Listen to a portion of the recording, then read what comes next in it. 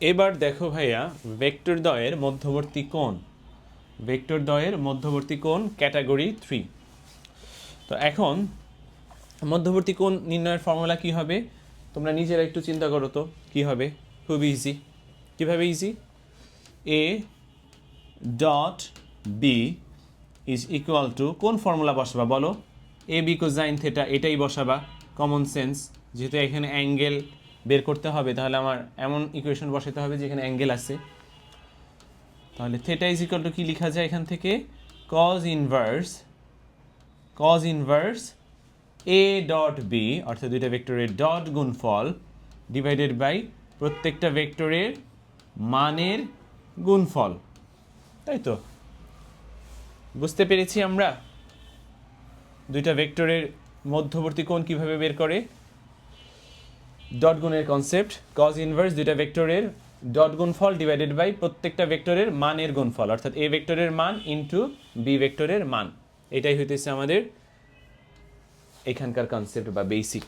তো এখন এই প্রশ্নটাও কিন্তু তোমার সৃজনশীলে আসতে পারে, 3 মার্কসের কোশ্চেনে এটা অনেক আসে, মানে প্রয়োগমূলকে গ নাম্বারে এই কোশ্চেনগুলো অনেক আসে। তো আমরা চলো দেখে ফেলি, একটা প্র্যাকটিস করে ফেলি। কি বলা হয়েছে এখানে? বলা হয়েছে দুইটা ভেক্টরের স্কেলার গুণফল 6√3, এদের ভেক্টর গুণফল 18 একক। ভেক্টর দ্বয়ের মধ্যবর্তী কোণ কত? মধ্যবর্তী কোণ চাইছে। স্কেলার গুণফল বলা হয়েছে 6√3, ভেক্টর গুণফল বলা হয়েছে 18। তো আসো আমরা প্রবলেমটা সলভ করার ট্রাই করি। স্কেলার গুণফল মানে কি অলরেডি আমরা শিখে ফেলছি, ডট গুণফল। তাহলে এ ডট বি এটা কত? 6√3 দেয়া আছে। এরপরে আসো ভেক্টর গুণফল মানে কি। আমরা কিন্তু এই ভেক্টর গুণফলের টপিকটা এখনো শুরু করি নাই, বাট আমরা মুখে বলে দিছি যে কি ডট গুণফল হইতেছে স্কেলার রাশি, ক্রস গুণফল হইতেছে ভেক্টর রাশি। তার মানে আমরা বলতে পারি ভেক্টর গুণফল 18 মানে হইতেছে দুইটা ভেক্টর এ ক্রস বি, এটার মান হইতেছে 18, এটার মান হচ্ছে 18। এই যে এ ক্রস বি এটার মান, modulus of A cross B এটার মান হইতেছে 18 একক। তো এইখানে দেখো তো, যেহেতু মধ্যবর্তী কোণ বের করতে বলছে, মধ্যবর্তী কোণ, তাহলে আমার কোন ফর্মুলাটা বসাবো? A B cos theta, right? তাহলে এখানে বসাও এ b cosine theta. A b cosine থেটার value কত? 6√3। আবার এই সাইডে আসো, এই জিনিসটা আমরা পড়াই নাই, ভেক্টর গুণফল পড়াই নাই। এটা আসলে প্রবলেমটা দেওয়া উচিত ছিল স্কেলার গুণফল ভেক্টর গুণফল দুইটা শেষ করার পরে এই প্রবলেমটা তোমাদের জন্য ইজি হবে, এবং তারপরেই দেওয়া উচিত ছিল, বাট তাও আমরা দেখে নিই। এইটুকু আমরা একটু জেনে নিই যে ডট গুণফল হইতেছে এ বি কস থেটা, আর ক্রস গুণফল হইতেছে A B sine theta. A B sine theta, cross গুণফলের মান হচ্ছে A B sine theta. Is it clear? এটা হচ্ছে ভেক্টর গুণফলের মান। তো এখন দেখো এ বি কস থেটা 6√3 আর এ বি সাইন থেটা হইতেছে 18। এইখান থেকে আমার অ্যাঙ্গেল থেটা বের করতে হবে। কিভাবে বের করব? খুবই ইজি, কমন সেন্স। এটাকে 1 নাম্বার ইকুয়েশন আমরা ধরে নিই, এটাকে 2 নাম্বার ইকুয়েশন ধরে নিই। এখন আমরা অ্যাঙ্গেল যেহেতু বের করব এ আর বি, এই দুইটাকে ইলিমিনেট করে ফেললে আমার জন্য সুবিধা। কি করব এখন? 2/1। এই 2 number equation divided by 1 number equation কি হয় খেয়াল করো। 2 নাম্বার ইকুয়েশনটা কি?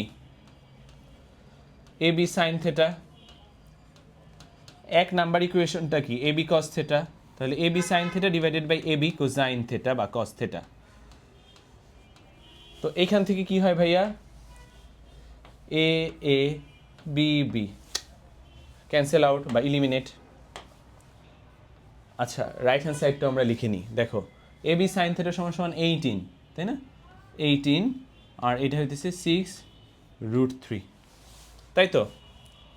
তো এখন দেখো তো sine theta divided by cos theta সমান সমান কি হয়েছে? 18/6√3 লিখতে পারি। তাহলে sine theta by cos theta এইটা কি ট্যান থেটা না? একটু দেখো তো, sine theta by cos theta এটাকে কি ট্যান থেটা লেখা যায় না? অবশ্যই লেখা যায়, এইটুকু বোঝা কোনো ব্যাপার না। Tan theta is equal two হবে কি 18/6√3। এটাকে আর একটু ভাঙি আমরা, 6√3 মানে কি, সরি 18 মানে কি 6 × 3, আর 6 × 3 কে এভাবে লিখতে পারি না, 6 × √3 অবশ্যই লিখতে পারি। 18 মানে 6 × 3, 3 × 6 = 18, তাহলে 3কে আমরা √3 × লিখতে পারি। তারপরে দেখো তো ভাইয়া এখান থেকে ক্যালকুলেশন করলে কি থাকে, 6 √3 চলে যাচ্ছে, তাহলে আমার কি থাকতেছে, tan θ = থাকতেছে কি, tan θ = থাকতেছে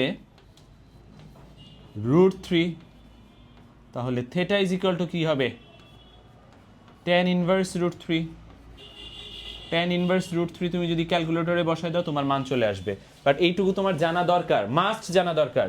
তোমরা যারা এইচএসসির স্টুডেন্ট আছো সবারই এটা জানা দরকার, tan θ মান যদি √3 হয় তাহলে থিটার ভ্যালু কত, মানে tan কতর ভ্যালু √3, tan 60 এর ভ্যালু √3, এটা সবাই জানো তোমরা, না জানলে অসহায়, অনেক পিছায় আছো, যদি না জানো তাহলে অনেক পিছায় আছো। তাহলে আমি বলতে পারি কি এখানে থিটার ভ্যালু হবে কত, 60 বা π/3। ওকে, আমার থিটার ভ্যালু এখানে কত হবে, 60 tan ইনভার্স √3। তাহলে আমি আশা করব এই প্রবলেমটা আমরা বুঝতে পারছি, খুবই ইজি প্রবলেম অ্যান্ড খুবই ইম্পর্টেন্ট একটা প্রবলেম। অ্যাডমিশনে দেখবা যে এই টাইপের প্রবলেম হুবহু এই প্রবলেমটাও চলে আসতে পারে, ঠিক আছে। তো আমি আশা করব ক্লিয়ার, যদি কোথাও কোনো কিছু বুঝতে বিন্দুমাত্র অসুবিধা হয় জাস্ট ভিডিওটা একটু টেনে দেখো, ক্লিয়ার হয়ে যাবে।